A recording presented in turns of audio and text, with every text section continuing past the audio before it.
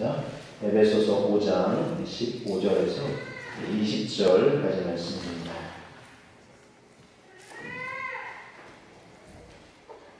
여기 에베소서 5장 15절에서 20절까지 말씀, 하나님의 말씀을 봅니다. 그런즉 너희가 어떻게 행할지를 자세히 주의하여 지혜 없는 자같이 하지 말고 오직 지혜 있는 자같이 하여 세월을 아끼라. 내가 악하니라. 그러므로 어리석은 자가 되지 말고 오직 주의 뜻이 무엇인가 이해하라. 술 취하지 말라. 이는 방탕한 것이니 오직 성령으로 충만함을 받으라. 시와 찬송과 신령한 노래들로 서로 화답하며 너희의 마음으로 주께 노래하며 찬송하며 범사에 우리 주 예수 그리스도의 이름으로 항상 하나님께 감사하며. 아멘. 여러분, 지금 대학교나 이제 고등학교 이런 데에서는 시험 기간입니다. 중간고사 시험 기간입니다. 시험을 잘 보려면 배운 것을 잘 이렇게 복습하면서 되새겨야 되겠죠. 우리 신앙생활도 이와 이제 원리가 아주 비슷합니다. 그래서 잘 하려면 배운 것을 자꾸 이제 복습하고 되새길 필요가 있습니다.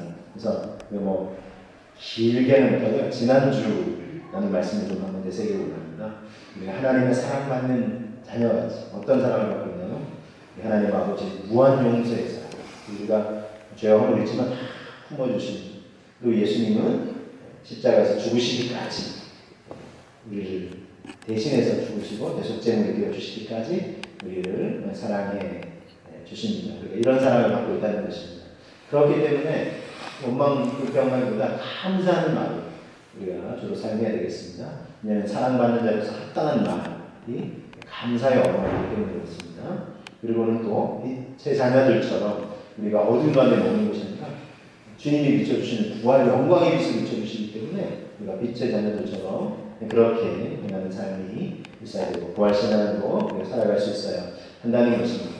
그러면서 이제 이 어려운 교수님, 한국 문학의 이제 큰 산맥이라고 할 수 있는데 그분이 이제 90 가까운 생을 사시면서 지난 삶을 돌아보니 신이 내게 보여주신 선물과 같다 이렇게 고백을 했고, 이제 나는 죽는다는 표현보다 그분께 다시 돌아간다, 생명의 원천으로 나는 돌아간다 이 표현을 쓰셨습니다. 그래서 담대하게 이렇게 임할 수 있었던 것은 우리 따님이 먼저 이제 이 예수님에 대한 또 부활신앙을 가지고 계셨고 아버지는 이제 권면을 했는데 안 받아주다가 이제 그 권면을 정말 이제 진심으로 받으시고 예수님을 주로 영접하시고 이제 예수님의 구원자로 부활하신 주님으로 믿고 이 부활신앙을 가지셨기 때문에 그렇게 죽음 앞에서도 담대하고 감당할 수 있으셨던 것입니다. 여러분, 저와 여러분들도 하나님의 사랑받는 자녀임을 다시 한번 되새기시면서 무한용서의 사랑, 죽기까지 우리를 사랑하시고 또 부활의 권능으로 다시 이제 자신 우리에게도 구원과 부활의 영생을 소망해 주시는 분이시고 감사하는 말을 들으시고 이제 자녀들처럼 부활신앙을 가진 자로서 합당한 모습으로 살아가실 수 있기를 주님으로 축복합니다. 자, 그래서 우리가 이런 소망을 가진 자, 믿음과 소망을 가진 자로서 어떻게 이제 주님 것이 합당한 삶을 살아갈 수 있을지 오늘 또 말씀 통해서 계속 이어지고 있습니다. 우리 정체성다운 삶을 살려면 어떻게 될까요? 자, 먼저 15절을 보시면 에베소서 5장 15절 말씀을 함께 되새겨 보시면 그런즉 너희가 어떻게 행할지를 자세히 주의하여 지혜 없는 자같이 하지 말고 오직 지혜 있는 자같이 하여 그랬습니다. 그렇죠? 자, 어떻게 하라고 했습니까? 지혜 있는 자같이 하라 그랬습니다. 그러려면 어떻게 하면 될까요? 16절에 이 말씀이 또 이어지고 있습니다. 세월을 아끼라. 내가 악하니라. 이 말씀을 그대로 이제 오늘 나는 첫 번째 이제 큰 원면으로 이제 드립니다. 세월을 아끼라는 것입니다. 왜냐하면 때가 악하기 때문입니다. 그럼 여기서 세월을 아끼라는 문장은 원어를 이제 풀어서 좀 설명드리면 이런 의미입니다. 시간을 사라. 더 나아가서 시간을 구원하라. 이런 뜻입니다. 시간을 사고 구원하고 그래야 아껴야 한다는 것입니다. 오늘 말씀을 준비하면서 이 말씀과 관련된 뭐 책이나 여러 이제 자료들을 이제 참고하고 이제 준비를 하면서 이제 매체 중에 2011년에 상영됐던 영화인데요. In Time이라는 영화가 있습니다. 그래서 줄거리를 보니까 좀 이제 세월을 아끼는 거하고 굉장히 좀 이제 연관이 있어 보이더라고요. 있더라고요. 영화의 줄거리를 간략히 소개해드리면 미래에 이제 일어날 일을 영화로 이제 소개를 하고 있는데 미래 사람들은 25세까지 이제 기본 연령이 이제 주어져요. 생명이 주어지고 그 후부터는 1년의 유예 기간이 주어집니다. 근데 모든 사람들의 팔뚝에 남은 시간이 이제 다 이렇게 새겨져 있어요. 그래서 이제 얼마나 남았는지, 1년이 남았는지, 몇 개월이 남았는지, 몇 시간이 남았는지 팔뚝에 새겨져 있습니다. 그래서 이렇게 칠이 이제 연장되어 있겠죠. 그래가지고 이 자기 시간을 알 수 있는 거예요. 그러면 시간이 이제 하루하루 지날수록 시간이 줄어드는 거죠. 그러면 이제 뭐 아까 1년의 유예기간 준다고 했는데 그 이후에는 어떻게 할까요? 어떻게 하냐면 일을 해서 이렇게 우리는 지금 돈으로 뭘 받잖아요. 그게 아니라 시간으로다가 공급받는 일을 하면 일을 한 대가를 시간으로 받는 거예요. 그리고 모든 일생활에 필요한 것도 시간으로 결제를 하는 거예요. 그래서 이제 결제 시스템 지금 팔을 두고 딱 넣으면 딱 결제가 돼요. 그래서 식사하는데 뭐 얼마 차 한 잔 마시는데 4분 카페에 가서 차 마실 때 만약에 영화대로 하면 뚝 이렇게 팔뚝 이렇게 되면은 4분이 이제 줄어드는 거예요. 그런 식으로 이제 계산이 돼요. 그래서 생필품 사는데 또 뭐 1시간 이런 식으로 줄어들고 조금 비싼 고급차를 사기 원한다. 그러면 이제 몇 년의 시간이 필요하고요. 이런 식으로 이제 모든 걸 다 시간의 중요성을 가질 수 있고 그래서 사실은 이제 좀 먹고 가난한 사람들은 이제 늘 시간에 이제 쫓겨서 이제 사는 거예요. 근데 많이 가진 사람들은 이제 시간이 넉넉한 거예요. 이제 그런 이제 모습이 이제 영화에서 이제 비춰지고 이제 있는데, 근데 이제 이 팔뚝에 표시되는 시간은 서로 거래도 가능해요. 주고받을 수도 있어요. 그래서 내 가족에게 더 주고 싶다면 줄 수도 있고, 서로 이제 주고받을 수도 있고, 또 빼앗거나 훔치는 것도 가능해요. 그러니까 시간이 중요하잖아요. 이거 어디가 있어요? 시간이 절박한 사람들은 열심히 일해서 이걸 채우는 사람도 있지만, 남의 것을 뺏으려는 사람도 있는 거예요. 그렇게 하면서 이제 아웅다웅. 그래서 이제 시간을 가지고 사람들이 참 이렇게 서로 뺏기도 하고 또 어떤 사람은 이 시간을 많이 가진 사람들로부터 이렇게 다시 되찾아와서 정말 시간에 절박한 사람들이 나눠주려고 그런 스토리를 전개되는 것을 볼 수 있습니다. 그러면서 오늘 말씀에서 세월을 아끼라 그랬잖아요. 우리에게도 이제 한정된 시간이 있습니다. 이 땅에서 영원히 사람도 있고, 이 땅에 한정된 사람이 있고, 물론 주님은 이제 우리에게 부활 신앙과 소망을 주셔서 그분과 함께 영원히 거할 수 있는 그런 또 은혜를 준비하시고 계시고, 우리가 이제 그걸 현재적으로 누리고 있습니다. 자, 그래서 여러분, 때가 악하다 그랬죠? 세월을 아끼라. 그 이유가 때가 악하다 그랬는데, 그만큼, 아까 제가 영화에서 소개해드렸지만, 시간을 빼앗고, 그렇게 자기가 착취하려는 사람들이 있다는 것입니다. 그처럼 우리의 마음과 열정과 에너지를 뺏으려는 존재가 있다는 것입니다. 자, 요한복음 10장 10절에서 예수님이 이렇게 직접 말씀하셨어요. 도둑이 온 것은 도둑질하고 죽이고 멸망시키려는 것뿐이요. 내가 온 것은 양으로 생명을 얻게 하고 더 풍성히 얻게 하려는 것이라 그랬어요.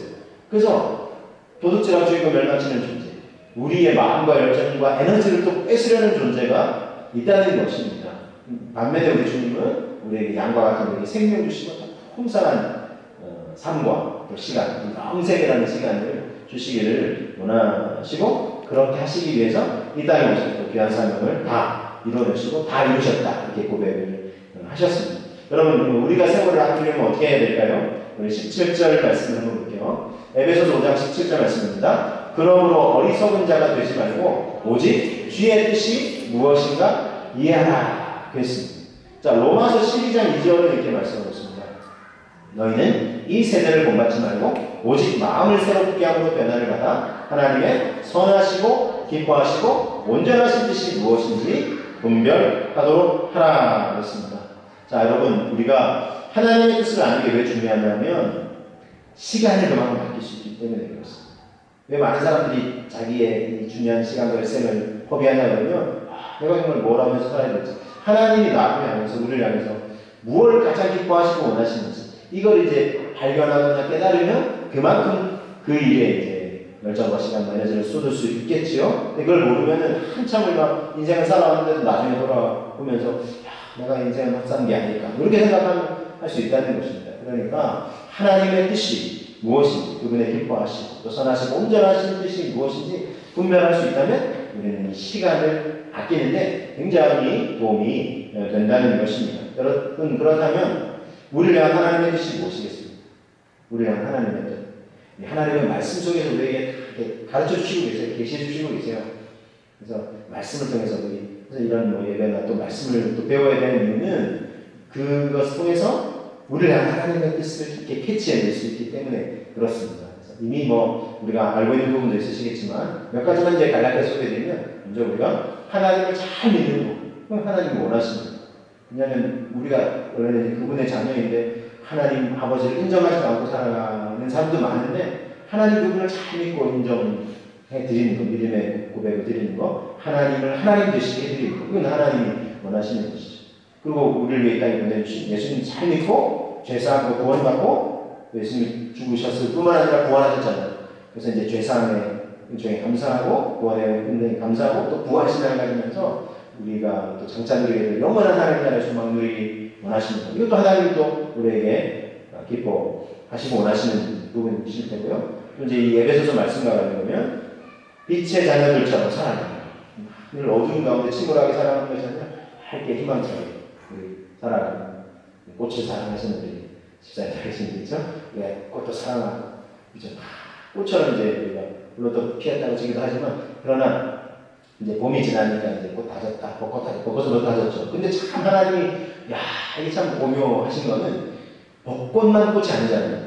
그죠? 많은 꽃들이 또 얼마나 이렇게 피는지 몰라요. 계절마다. 심지어 겨울에도 매관한 꽃들이. 그러니까 이게 사시사철 하나님이 아름답게 이 세상을 펼쳐놓으시는데 그러니까 이제 늘 어둡고 침울하게 살아가는 것이 아니라 하나님이 비춰주시는 햇살 같은 데 감사하면서 밝게 살아가고 또 정말 이 세상을 좀 더 밝게 따뜻하게 만드는 이렇게 살아가는 거 하나님이 우리에게 원하시는 바 하나님의 뜻이라는 것입니다. 이 뜻을 알게 될 때 우리는 그 뜻을 위해서 살아가면서 하나님도 기쁘시게 해드리고 우리의 시간을 절약하면서 효율적으로 사용할 수 있다는 것입니다.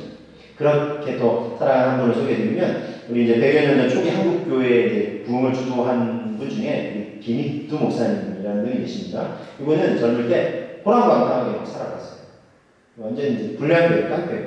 그래서 특별히 이제 시장 상인들을 얼마나 막 괴롭혔는지 몰라요. 그래서 오죽하면 사람들이 오늘은 좀 입두인지 억두인지 그놈 좀 안 만났으면 좋겠다. 막 그런 것들이 이제 상인들이 늘 이제 괴롭히니까 그게 이제 소원일 정도였어요. 왜냐면 이제 나타나면 이제 뭐 잘 있어야 되라고 하고 괴롭히는 거예요, 사람들을.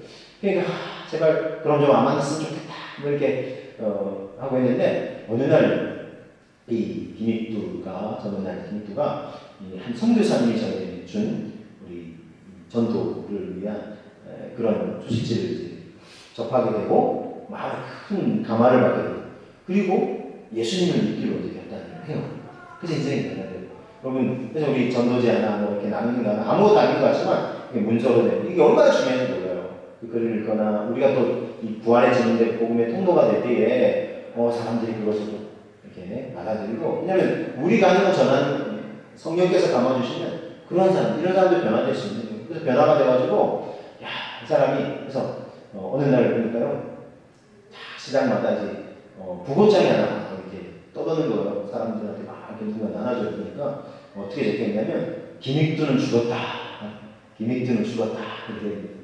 그래서 이제 상인들이 이게 진짜인가 해가지고 진짜 죽었다 해가지고 죽었으면 기쁜 소식이 상인들 입장에서 어우 잘 됐네 이러고 있는데 어느 날 김익두가 탁 그 시장 한복판에 나타난 거예요. 그랬더니 뭐야 이거 거짓말이네 이러고 있는데 김익두가 난 이제 난 옛날 김익두 죽었다고 난 이제 새 사람이 됐다고 예수님 새 사람이 됐다고 막 그렇게 하는 거예요. 그러니까 상인들이 여전히 근데 이제 뭐 이렇게 안 믿죠. 이 바울이 예수님 사람들 잡아다가 가두고 막 또 진짜 죽이기까지 하려고 하다가 나 이제 부활의 주님 만나고 내가 이제 오히려 이제 예수님 증인이 되고 싶다 이렇게 하는 게 사람들이 처음에는 안 믿잖아요. 그런 것처럼 안 믿는 거예요.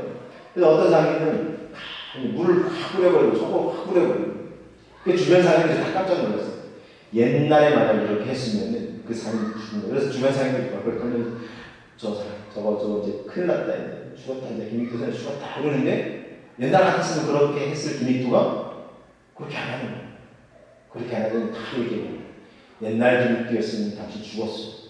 난 지금 예수님 믿고 새 사람이 되었어.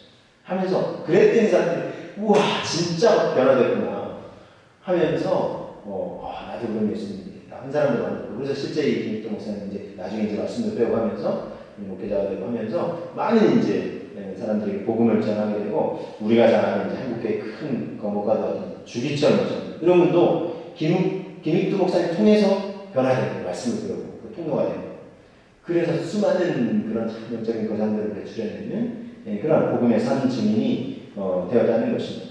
여러분, 우리도 김익도 목사님처럼 우리도 이제 방탕하면 세월을 허비하는 삶이 아니라 하나님 잘 믿고 구원받고 하나님 사랑받는 자로서 또 이 놀라운 죄상과 구원의 은총, 부활의 소망을 가진 자로서 우리도 이 확신을 갖고 빛의 자녀들처럼 행하면서 우리도 복음의 증인이 되고 또 구원의 통로가 되는 저와 여러분들이 되시기를 주님의 이름으로 축복합니다. 자, 그렇게 이제 살아갈 수 있도록 또 필요한 게 있어요.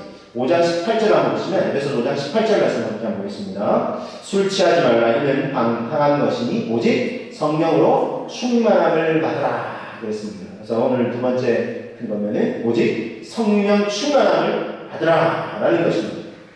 자, 여러분, 술 마시면 될까요? 안 될까요? 이거 이제 궁금해하는 분들이 참 많아요. 한국교회 그리스도인들이. 또, 교회 다니려고 하면, 교회 가면 술도 제대로 못 먹잖아. 이런 분들도 좀 꽤 있으세요. 자, 여러분, 술에 관해서 어떻게 해야 하는지 제가 정리해 드리겠습니다.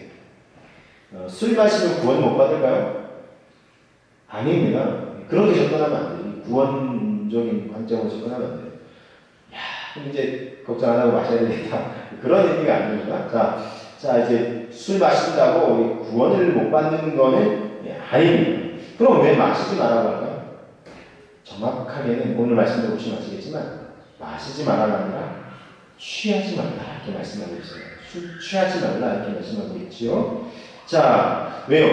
술을 이렇게 취하도록 마시면 어떻게 될까요? 마시는 동안 힘든 거 잠시 있게 되겠죠?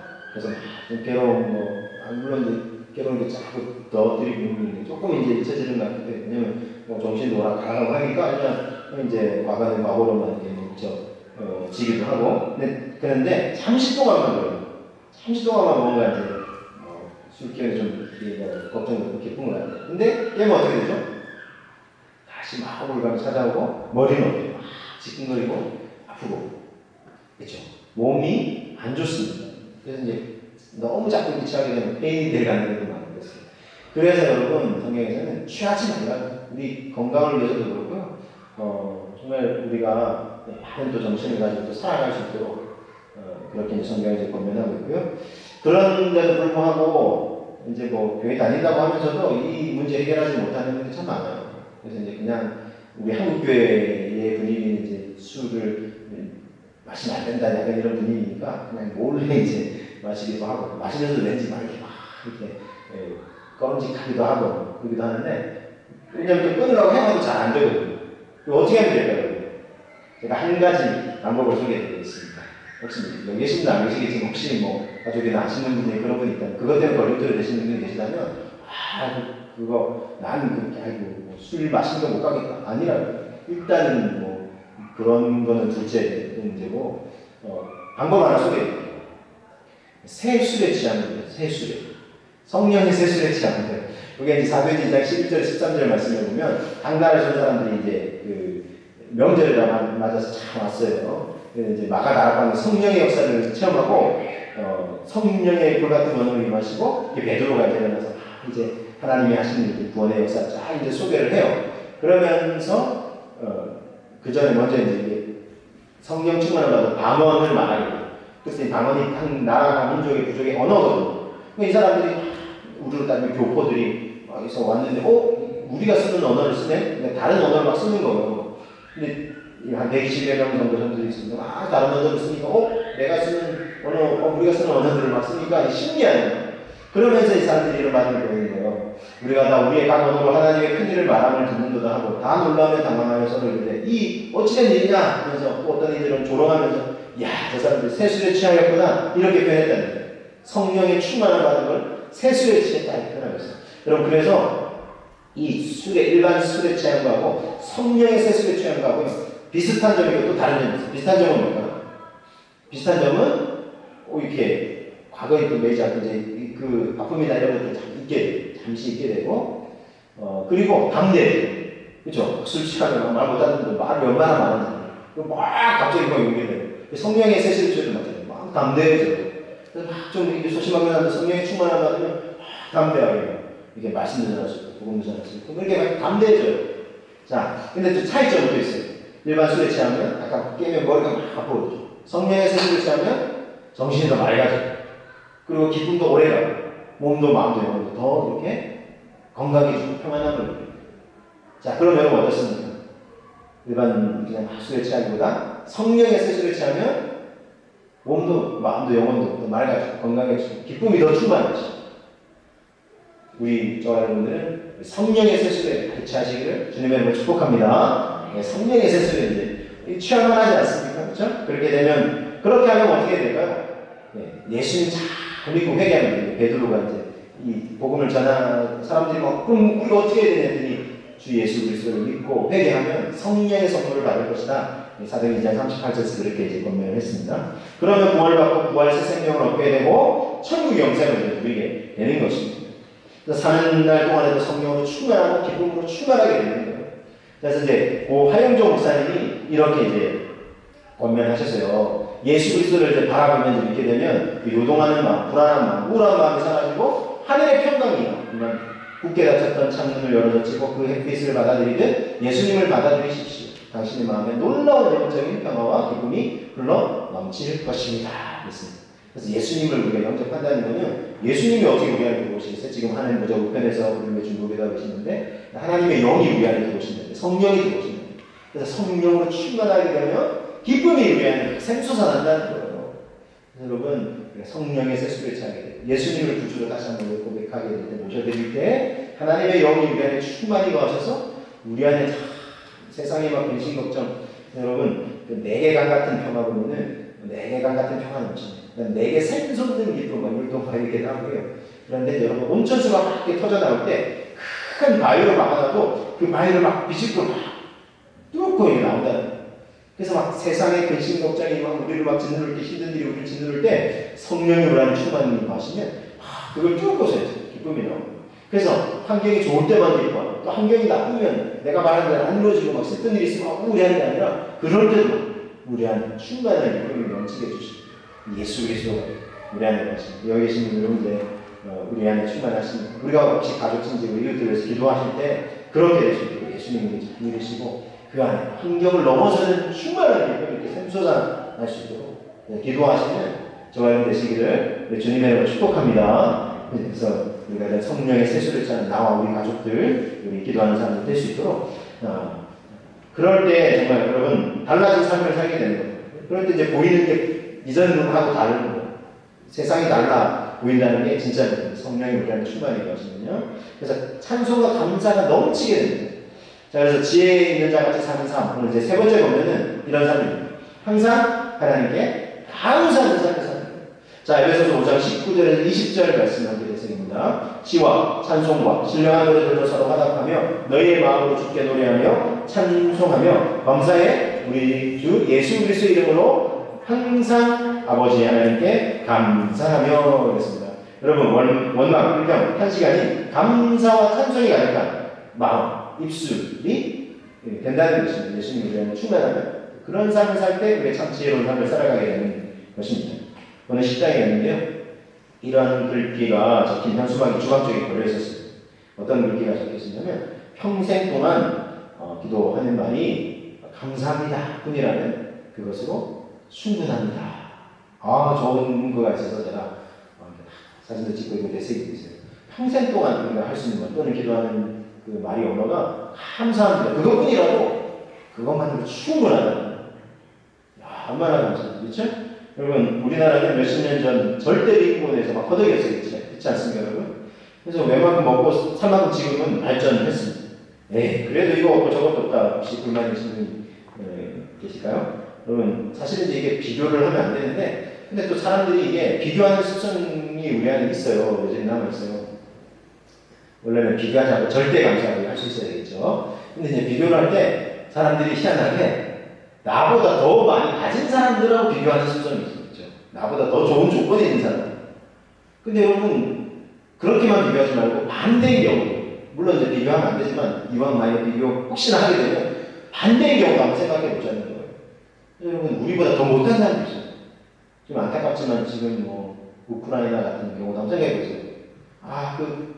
뭐 언론에 공개된 사진 부모님이 막 혼자 막 국경을 넘어온 아이들이 너무 짠한 거예요. 그래서 물론 우리가 그러니까 우리는 그러지 않아서 감사하다 이런 의미의 감사를 얘기하는 게 아니라 우리가 그들도 더 돕고 섬길 수 있어야 되겠습니다. 그래서 어떻게 도울 수 있을까 저는 좀 알아보고 있고 어떤 또 교회들은 그렇게 해서 기금을 따로 모아서 이렇게 보내기도 하고 그런 걸 봤습니다. 어쨌든 우리가 그런 또 도움의 손길을 내밀 수 있어야 되겠고요. 어쨌든 우리가 여러분 우리보다 훨씬 더 저 제3세계 이런 사람들을 또 봤을 때 그런 사람들도 있다는 것입니다. 여러분 우리가 작은 것이지만 또 이제 나눌 수 있으면 또 이제 감사해야 되겠고요. 더 어려운 사람들이나 교회나 또 사회에 또 나눌 계획을 가지고 있습니다. 여러분.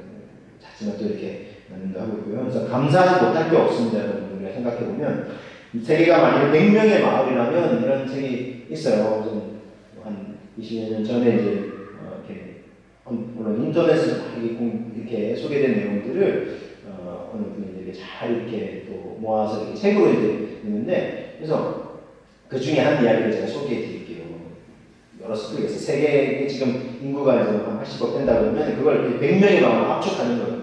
그랬을 때 이제 우리가 어느 정도의 수준에 있는지를 알게 됩니다. 이런 표현이 있어요. 은행에 예금이 있고요.